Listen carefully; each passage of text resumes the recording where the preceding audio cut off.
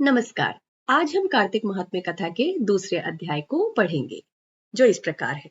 श्री कृष्ण भगवान बोले, हे प्रिय, जब गुणवती ने राक्षस द्वारा अपने पिता और पति का मरना सुना तो दुखी हुई और रुदन करने लगी। हे स्वामी, हे पिता, आप मुझे छोड़कर कहाँ चले गए?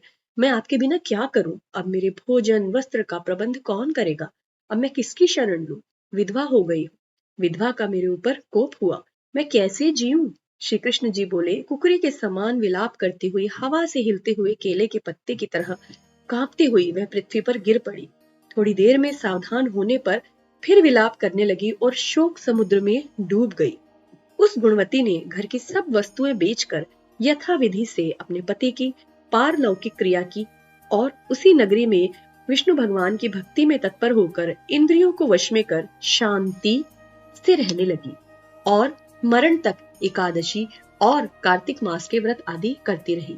हे प्रिय, यह दोनों व्रत मुझे अत्यंत प्यारे हैं, जिसके करने से भोग और मोक्ष की प्राप्ति होती है, पुत्र और संपत्ति मिलती है।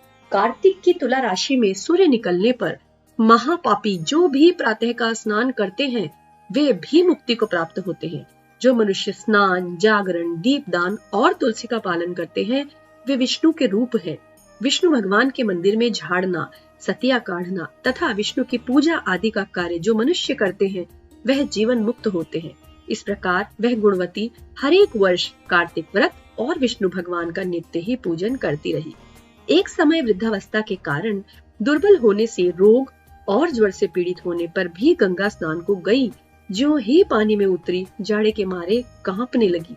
उसी समय गुणवती ने आकाश से आता हुआ विमान देखा।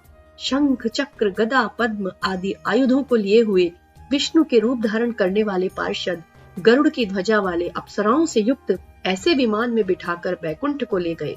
प्रदीप्त अग्नि के समान कीर्ति वाली गुणवती विमान में बैठी और कार्तिक के व्रत के प्रभाव से मेरे पास आ गई। जब ब्रह्मादि देवताओं की प्रार्थना से मैं पृथ्वी पर आया तब वे गण भी मेरे साथ आए। हे भामिनी, यह सब यादव मेरे गण हैं और तुम्हारे पिता देव शर्मा भी इस जन्म में सत्राजित हुए और तुम्हारे पति चंद्र शर्मा इस जन्म में अक्रूर।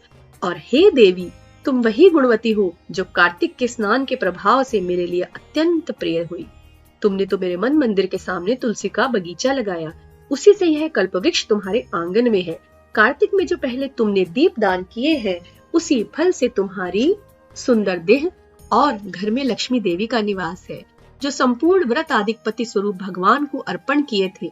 इसलिए तुम मेरी पत्नी बनी हो और तुमने जन्म मृत्यु तक जो कार्तिक व्रत उपवास किए हैं इससे तुम्हारा वियोग मुझसे कदापि नहीं होता। इसी प्रकार कार्तिक में व्रत करने वाले तुम्हारे समान मेरे प्रिय होंगे। सूत जी बोले, सत्यभामा जी अपने पूर्व जन्म का सब हाल जानकर बहुत प्रसन्न हुई। और इस प्रकार कार्तिक महात्म्य कथा का दूसरा अध्याय यहाँ संपन्न होता है। ओम नमः भगवते वासुदेवाय। प्रणाम।